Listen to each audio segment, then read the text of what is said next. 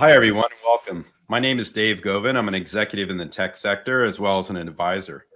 Thank you for joining us for today's fireside chat. 5 critical mistakes to avoid when investing for retirement. We're not going to have a presentation here. It's pretty much a conversation. We want to break down in plain English some of the more common mistakes that people make when they're planning, investing and planning for their retirement. I'm honored to be hosting today Shyam Sreenivasan, founder and CEO of Quantel Asset Management. If you saw the PDF ahead of the session, you know Shyam has spent 25 plus years in fintech and investment strategy, including leading global trading risk functions at Morgan Stanley. Shyam, it's going to be great to hear from you today. Great. Awesome. Thank you very much, Dave. Looking forward to a very interactive session. Awesome. Shyam, before we get into the 5 common mistakes, I want to ask you something broader. You've analyzed hundreds of portfolios every year of your life. And can I ask, why is retirement investing so tricky? Why do even smart investors fall into challenging patterns? Yeah, one is that, everyone, when they think of retirement, it's like, once in a year, I'd go into my 401k, I would invest my IRA contribution for this year. So they don't really think about that retirement account as a constant account, particularly when somebody is in the 40s or 30s or even early 50s. They don't really think, oh, retirement is at the 60. Why should I think about it now? I'll just deal with that later, right? So that that mistake is a very costly mistake, because the compounding effect on a retirement account is a much higher benefit compared to a regular account. Because regular account, you constantly keep withdrawing for whatever family reasons, the life events and whatnot, whereas a retirement account continues to be there. So avoiding an attention to retirement account, either consciously or unconsciously, proves to be a very costly mistake. That makes a lot of sense. And I think culturally, we've done ourselves a disservice of kind of just putting things in a box and like letting it be and hoping. So I'm very interested to hear your perspective on some of these areas. So the first mistake that you pointed out in the PDF was excessive conservatism. So let's start with that one. I saw a striking point in there. Stocks have outperformed bonds in every single 30-year period, yet people still default to these safe investments as they're planning for retirement or when they're in retirement. And coming from the tech sector, we see this as well, which is strange because normally we're definitely more progressive in the tech sector. So I have to ask you, like, why is excessive conservatism actually a hidden risk? Yeah, typical retirement portfolio is a 60-40 mix, for most part of a person's career, right? 60% being equity and 40% is fixed income. Historically, if you look at the trends of what a typical fixed income returns are, it would be somewhere between 4 to 5%. It's very conservative. Of course, it's not as volatile as the equity market, but 40% of a portfolio stuck in a 4% growth is actually not doing a favor, because the inflation itself is close to about 3 to 3.5% every year. So what that 40% is doing is only compensating for the inflation. It's not really growing. And when you don't have a growth on a big chunk of your portfolio, naturally you're not going to be able to compare with the market returns and whatnot, right? So that's Yeah. the conservatism is like, when do you really plan for being conservative? If somebody is reaching 60, should they be 100% conservative? No. In our view, the market still gives you an opportunity. So we need to really think of the entire basket of your retirement savings as, what do you want to see as growth versus how much should you be looking at as conservative. The allocation of 40% for conservative is way too much, which is what most of the big wirehouses would do, right? They have these target 2045 retirement plan, but if you look deeper inside those plans, you would see that there's quite a heavy allocation to a fixed income portfolio or conservative portfolio in general, which is like too much, which obviously hurts the performance of the retirement account as a whole. That's a really great point. I also noticed in the document that in just 10 years, there's a 34% loss in purchasing power. And, people would just lose ground. So let me ask you, what mindset shift do you think investors need to make to avoid slowly losing that ground when they don't even realize it? That's right. I mean, obviously, we all know what we were able to buy 10 years back. You cannot buy the same thing, whether it's a house, whether it's a car, a property, anything, right?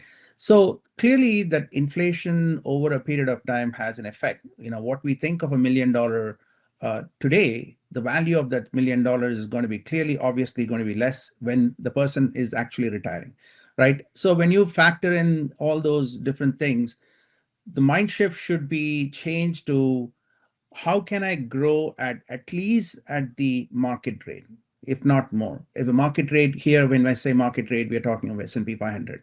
If S&P on an average has grown about 8 to 9%, the retirement account has to grow at least at that percent, right? If a retirement account manager or investment advisor is managing the funds, which is not really going to give that kind of comparison, usually they compare with MSCI Global Index or some other very conservative index to say, oh, it's a very balanced portfolio. That actually is doing a disservice to the account and the customer, right? So we need to make sure that in a growth period of one's career, we need to at least target the returns of an S&P 500. And if you blindly put the money in SPY as an index, as an ETF, you can get that return, right? So one need not be too crazy about it. Of course, there are going to be years where S&P is going to drop, but because it's a retirement account, you have a significantly large time frame in front of you. And then if you can count on the average return that S&P 500 has gotten over the last 30 years, you can say, okay, on an average, I can compound at the 8% rate. So if you use the rule book of 72, 8 times 9 is 72. So that takes 9 years for doubling if you don't put any more money. But good thing is in retirement account, every month, every 2 weeks, the paycheck is contributing to the retirement account. So put it all together. One needs to flip the notion of retirement should be very conservative. It should be the Mm. opposite in our view. Retirement should be the place where you got to really think of aggressive growth because you have so much of time in front of you, but particularly if somebody is in 40s and 50s. Yeah. Come to 60s, of course, you want to slow it down a bit, but we would not really slow it down tremendously. But I think you benefit from a certain knowledge that many of us were raised not to have, and we didn't have them because the tech didn't exist. But I noticed in your PDF you mentioned a dynamic hedging strategy that you participate in during bull markets and you protect investments during downturns. Many of us are really afraid of like late responses to changes in the market where it could wipe us out or whatever. But it occurred to me when I read that, just kind of knowing what you focus on, that in the age of agentic AI and algorithmic AI and all the fintech that you've put together, there's an opportunity there to actually deal with changes much faster and avoid this traditional outcome, which is really, I think, the root cause of fear. So, can you explain for someone who wants growth but's terrified of drawdowns, like how that actually that Absolutely. Yeah, that's one works? of the most important things that we do as investment advisor for a lot of our client accounts. We manage more than $50 million actively, and we also advise more than $50 million outside of this as a fiduciary, right? A lot of clients have linked their accounts, and we just give them advice on what needs to be done. And some of the times that the account is managed as a 401k with Fidelity, as an example, that the employer is offering, but still we come in and give them insightful tips and advice as to what they need to do. But the IRA accounts is a slam dunk way we can actually manage. So what we do is we divide the portfolio into 70-30 mix. 70% is where we look for the various different macro trends that's driving the market. It could be technology driven boom, or it could be infrastructure driven boom within technology, or it could be other areas, because that's a cyclical thing. Semiconductor is a small cycle within technology, but pharma and healthcare could be a cycle that actually goes on. So we look at the various different macro trends, and we use the 70% of that mix to be part of that trend. And the 30% is where we look at as a dynamic hedge, where we either use that as an accelerator in a bullish condition or a decelerator in a bearish condition. Right now, we have got almost 20% of the portfolio in gold, which is a great thing. We actually got into gold in January of this year. It turned out to be a very good move for us while we thought of gold as as a defensive mechanism, gold actually spurted big time because of all the different volatility that was in the market. So gold is a very good counterbalance to the volatility in broadly in the market. But we also use cash, as a hedge. We Mm. take 10% of the portfolio, within the 30%, it's about 30% of the 30%, which is close to 10%. We use that as cash in extremely bearish market condition, because that gives us the dry powder that is required to get in back into the market when the market is really, at a slump, right? We can get a deep discounted, value for the money that we invest in. So this kind of dynamic adjusting really is the differentiator in terms of whether we can beat the market in the long run or not. Of course, if the market goes down, we will also go down, but how much we go down is the key thing. This 30% is used as a defense or a cushion in a bad market condition. Similarly, the same 30% is used as an accelerator in a good bullish market condition. Makes sense. Okay, moving on. Mistake number 2 is not reviewing performance regularly. Why is that? Why do people avoid reviewing their portfolios? Do you think, is it like the amount of time it takes? Is it fear? Is it Oh, like simply it's not knowing? because everyone is busy in their life. Primarily they are looking at, obviously they're looking at their active investment, maybe their own investment that they do in Robinhood. They're more looking at on a regular basis. Hey, how did my portfolio do in Robinhood? It's not a big portion of their total wealth. Retirement account, believe it or not, grows over a period of time. If somebody had worked about 15 or 20 years, you have close to $1 million at least on the retirement account, but they tend to ignore that and give a little bit more interest in what happens in their $50,000 or $100,000 account in Robinhood, right? And that's the biggest mistake is, what you make in Robinhood accounts could really be, something that just makes you happy to say, hey, I made this investment that is grown significantly in the last 1 month or one quarter or whatever. But the biggest portion, which is your retirement account, if you continuously work in a good senior position, right, as a mass affluent person, you got to retire at least with a $5 million account, right?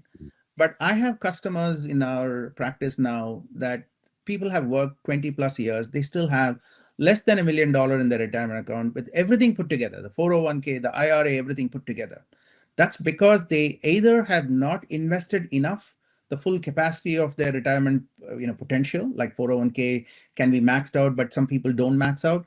Or even if they have maxed out, they have just ignored it. I have one client who did not know that she was putting money in a money market fund within a retirement account. Why is even that an option in retirement account? I don't know. But some companies give money market fund as an option in retirement. This person thought that, okay, the market is going to go down 4 years, 5 years before during COVID. She put that into money market, completely forgot about it. For the last 4 years, it's got absolutely no return, but every 2 weeks, her paycheck has been going into that. So these kind of mistakes is I've heard of that. extremely, Yes, yeah, is extremely, costly, because you cannot get back those times, because the that's kind right. of return that the market gave in 23, 24, even this year, 17% up year over year. So when you put it all together, her money could have doubled during that time that she lost out, right? So these kind of mistakes one should avoid is every at least few months, 3 months at least, or every quarter, either with the help of an advisor, even if it's a fiduciary advisor who is just advising and they can act on it, or the advisor who's actually acting as an agent, they have to review the account on a regular basis and not say, I'm going to review it once a year, because once a year is too long sometimes, and they Makes cannot sense. really make the best out of what the market is to offer. And does Quantel provide tech that helps make that monitoring easier? And when you do That's right. provide that for clients, do they discover things that surprise them? Yes, they do. We have some technology that enables them to do it. So what we have is ability to link all their accounts in like one single place. So I'll just show you a quick screenshot of it. Like when somebody becomes a customer of Quantel, you've Hmm. got your linked investments here, Quantel managed investments here, you've got your checking savings. All these things are pulled every day on a nightly basis. So when something needs an attention by the customer, we alert them, we send them messages, emails, and whatnot. And if something is off the track in terms of what they set as a goal, we would be the first to inform them because we have the technology, the analytics engine that runs a lot of different calculations and give them tips on how to course correct along the way.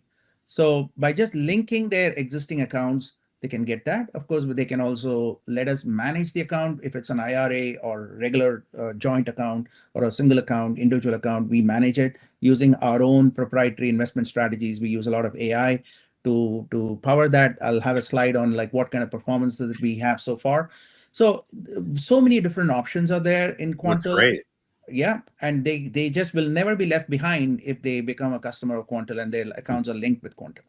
Love it. Moving on to the third mistake, ignoring benchmarks. That's one of my favorites, accepting performance without comparing it to benchmarks. I noticed in your PDF, you have a 7% return. Sounds great until you see the benchmark return 12%. Isn't that so true? Why do you feel it's so essential to use benchmarking, and why is it not discussed more often? Yeah, so the lot of advisors, as I said before, they try to use a benchmark which is not really competitive benchmark like MSCI global index. Why would I think about a global index when I'm in the US investing in the US market? Primarily, it's all US. They may have a 5% allocation to international basket, but then they compare the entire portfolio into MSCI global index that just puts all the different markets in the world and say this is the overall world index or world growth index in a sense, right? That is a very wrong way to compare. And we need to compare if you're an investor primarily in US market, primarily in the equity market, we got to compare with the appropriate benchmark. It could be a Vanguard bond index if it's conservative portfolio. It could be S&P 500 if it's a moderate to aggressive portfolio, etc.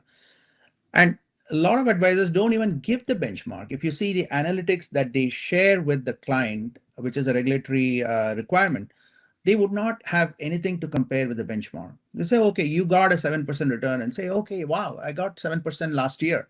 Mm, You got 17% is the S&P 500 last year.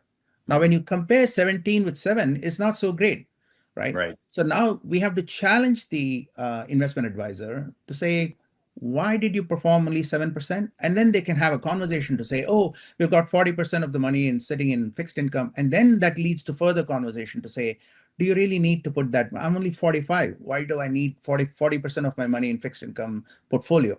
So those kind of conversation would lead to better outcome because sometimes the advisors don't get motivated to do things, particularly the large wirehouse advisors, I would say, because you're just in the herd. They just put you in a Right. group, and you're just not given enough individual attention So your compared to advice is we should be asking our advisors certain questions, and what should we look for when we're speaking to them? exactly. And that's what we do when Mm. they link their accounts with Quantel. We actually tell them, give them the tips of these are the things when we notice, all these things are systematic. We use a lot of AI, Ah, as I said before. We actually give them the questions that they can ask about their accounts. Why is my performance this? What are the good stocks? Why didn't you not invest so much more in this particular sector or whatever?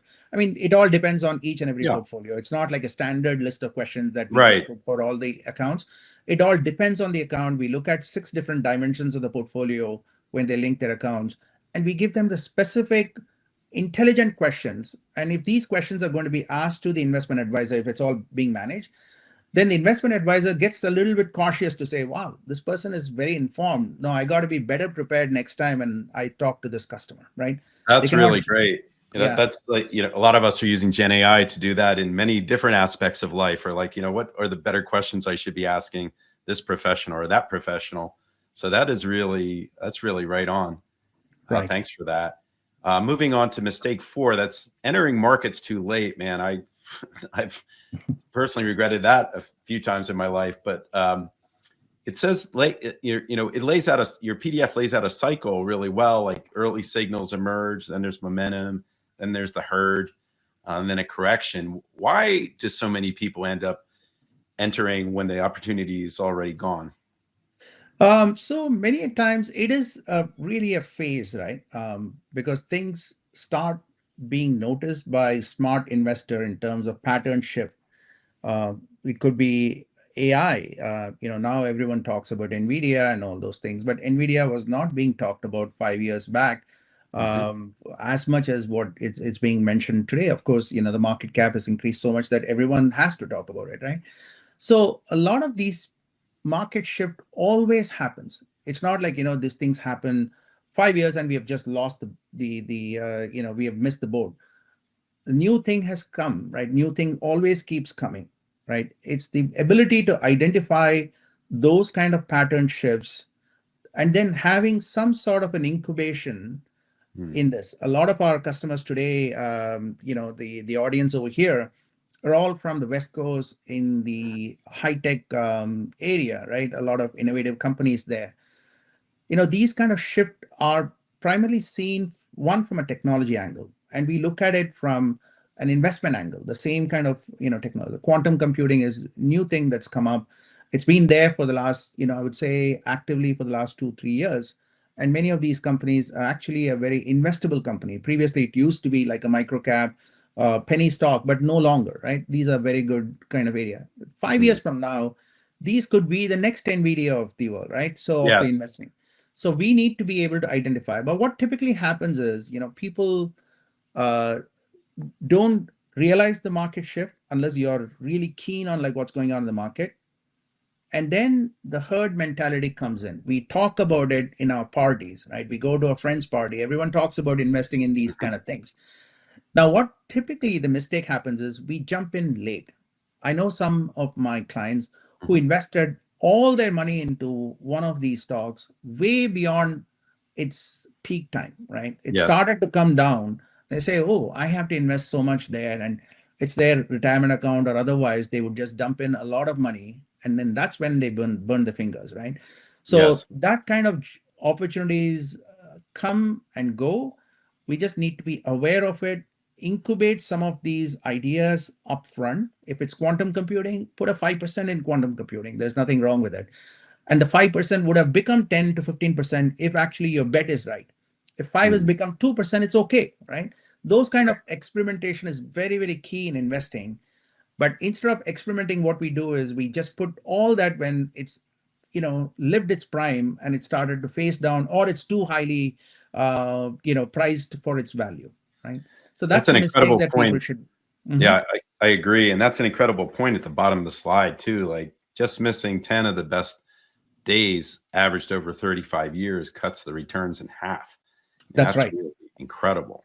That's right. Yes. Um, And that's one of the mistake people do is like, they jump out at the wrong time and yeah. jump in the wrong time. Getting out of the market and say, I know more about the market. This right now, of course, at 2 o'clock, Fed is going to announce the interest rate. The Hmm. expectations the market is going to go, the interest rate is going to be cut.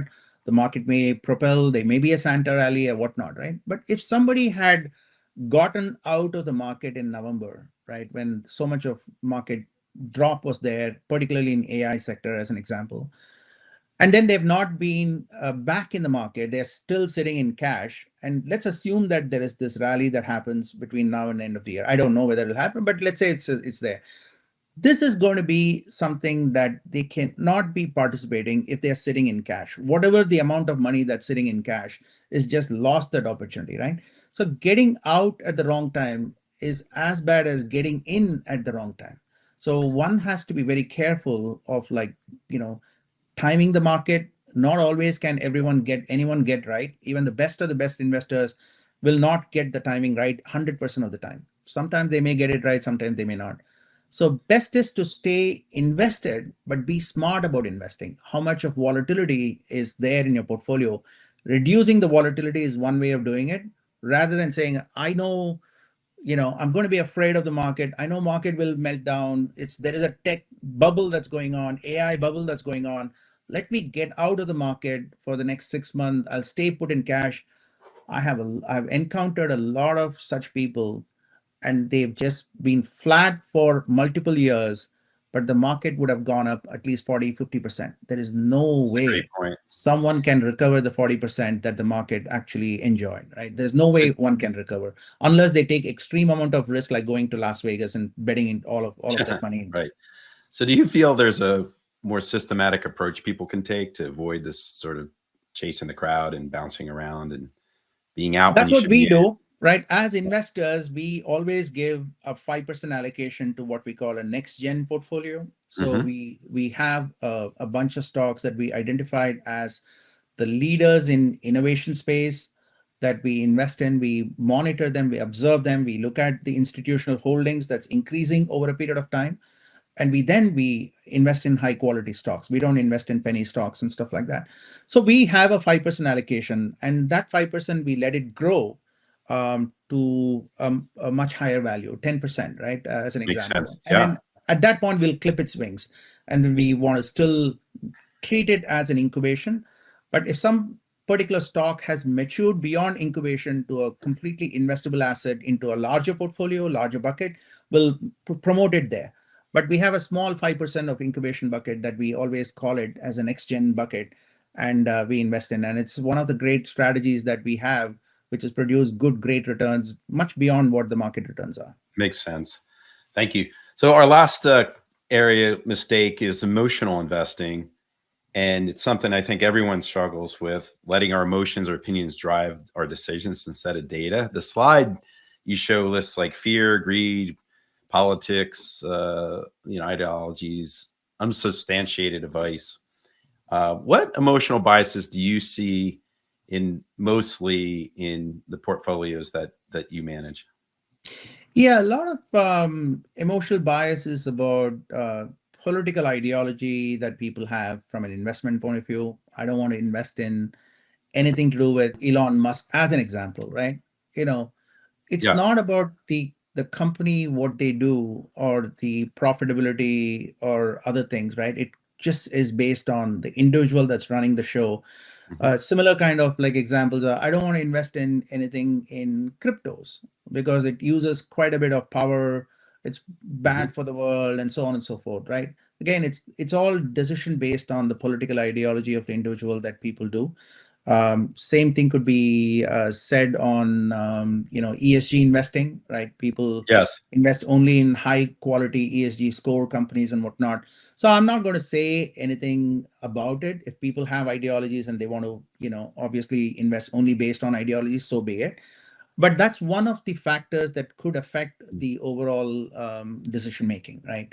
Makes sense. Emotion, Yeah. emotional in terms of, oh, my friend said so. Unsubstantiated advice is another thing. Oh, I Yep. trust my friend because he's a very intelligent guy, right? You met this friend at a Yeah. Yeah. party and they said, oh, I invested in this particular stock, it doubled in value. Okay, let me go and invest. So many of us have Cool. done that mistake, right? Just because somebody said we don't do our own due diligence and homework. And that's a very, very big mistake that people could do, is not doing enough homework and investing on their own. With using these unsubstantiated advice is other thing. And Yeah. the That's data driven, yeah, go ahead. Sorry. sorry. We just have a couple of minutes left. I was going to go ahead and finish your point, and then I have another question. Oh, so the data-driven strategy is one way of avoiding it, like using systematic analysis, looking at data, looking at how many analysts are giving a thumbs up based on so much of like data that they have poured over to give the recommendations of whether it's strong buy, etc. Right? When you collate all these things together, the fundamental data, the market data in terms of who the investors are, how many insiders are investing, and so on and so forth. Because if an insider is investing, that basically shows the confidence of the insider group, the executives that's running the show. And then, of course, the institutional investors versus like the retail investors, how many more institutions have started investing in it. So all this data is available in public domain. How many options are being written in terms of call versus put, what's the overall confidence of the market. So we use all the data to rank the entire universe of investable stocks. When we say I investable stock, these I is think you answered my certain, question. Yeah, I think you yeah. answered my question. So you're saying you can tell the difference between sort of strange advice and really more disciplined evidence-based advice by looking at the data And Right. by leveraging AI in the data, it eliminates a lot of the emotional bias from the strategy. Is that That's fair to say? exactly right. That's Okay, exactly right. So we great. look at pretty much every portfolio in multiple different viewpoints. We look at profitability, we look at diversification. But within the portfolio, there are a lot of stocks in it. There are a lot of ETFs in it.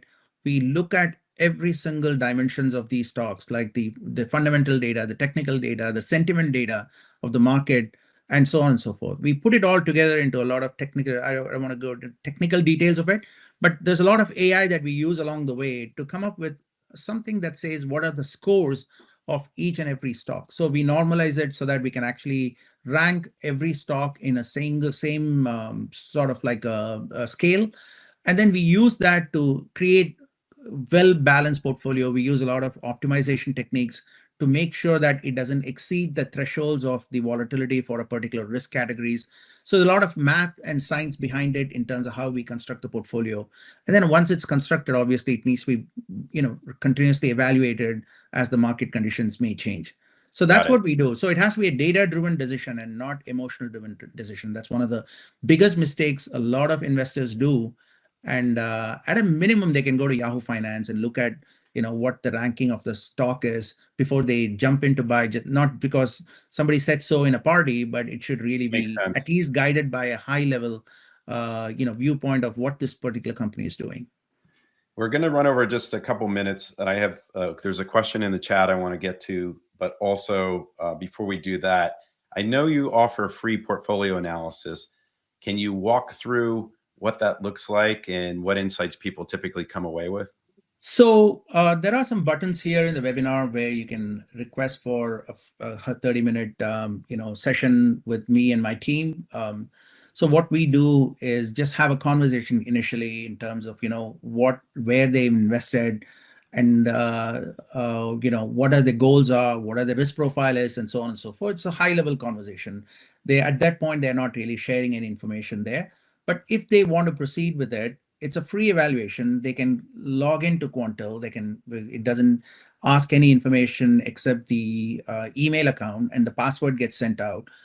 But once they get into Quantel, they can link their accounts where it could be held in the brokerage firms, and they can link their accounts and they can unlink it anytime that they want. But once they link their accounts, without exchanging credentials, we use the OAuth technology to take the data on a daily basis on behalf of the customer, and we use a lot of analytics every night into looking at the portfolios and come with recommendations for the customer, right? And at that point they can again get on a call with us to go into the details of what the analysis are. It's like going into a lab for a blood check and say, I'm going to give you a sample, and then the blood report comes with all the different dimensions of how your health is doing.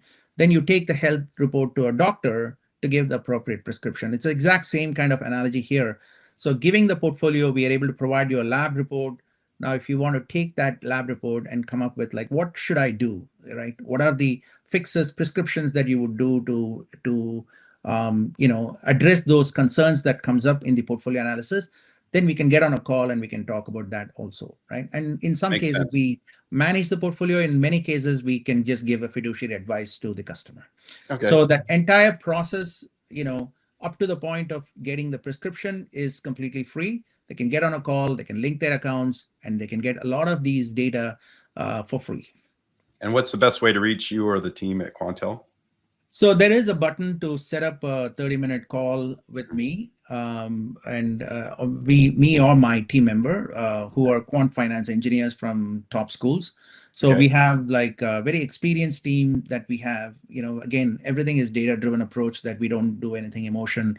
It's not like what I think about a stock; it's about what the data thinks about a particular stock, right? So that's how we approach this, and the whole 25 years of my institutional experience in Wall Street with the discipline of using data as the backbone is what we use across the entire firm in every single advice that we do. Thank you. Understood. So let's do this. I'm going to ask you the questions from the Q&A and chat, and then we can send out a recording from this to the attendees in case anyone had to step off. So the first question is, what percentage of my monthly earnings should I allocate for investing toward my retirement? I would say maximize your retirement. It's not about the question of what is, because the federal government has limits on how much can be in 401k, how much can be in IRA, etc. I would not put any, not even a single penny outside of the limit. Maximize. If it's $23,500 as last year, it's going Mhm. to be 24 something. So maximize, divide that into 12 months or 26 paychecks or 24 paychecks, whatever that is in your paycheck on as far as 401k. As far as IRA, Roth IRA is concerned, again, if you're eligible to invest in those, please do. There's no reason not to do it. And then the question of like whether to convert IRA into Roth IRA, we do again have a lot of tools, engines that we have built that actually helps you decide at what point can you convert from Roth to IRA to Roth IRA. So we have retirement planning and all those things that comes with our membership or as a customer of Quantel. We can actually expose a lot of these tools for customers of Quantel. So the retirement planning is part of it, estate planning is part of it, trust and will creation is part of it, a lot of other things that goes with the wealth management as a whole. But that particular question about how much, what percent should be invested should be maximized. Thank you. The second question is, the person had heard of these best 10 days of investing average over the long period. Is that really true, or is it a myth? Like, do you have any No, there citations? was a study that was done by JP Morgan Research, and it's actually a widely referred paper. One can Google search and say JP Morgan, best 25 days to invest or whatever. They're just the keywords of it. And they would get a complete report that actually goes over the last 30 years of investing. And they identify the various different periods in which the market spurt happened. If somebody was not part of those days, then they basically their return would be shallow compared to how the portfolio would have performed, if they just stayed in the market. So it is a very, it's not just That's anecdotal great to references. hear. There is a research behind it. A lot of schools have done the research. It is actually a fact. Awesome. Great to hear. Well, that's all the questions we have in the Q&A. And I want to thank you, Shyam. This was really informative. And I want to thank everyone who joined us today. We really hope this chat helps you avoid some costly mistakes when you're investing for your future retirement, and gave you more clarity about your financial future. So thank you, everyone, and have a good rest of your day. Thanks a lot. Thank you, Dave. Thanks a lot for You're welcome. everyone who joined in. Yeah.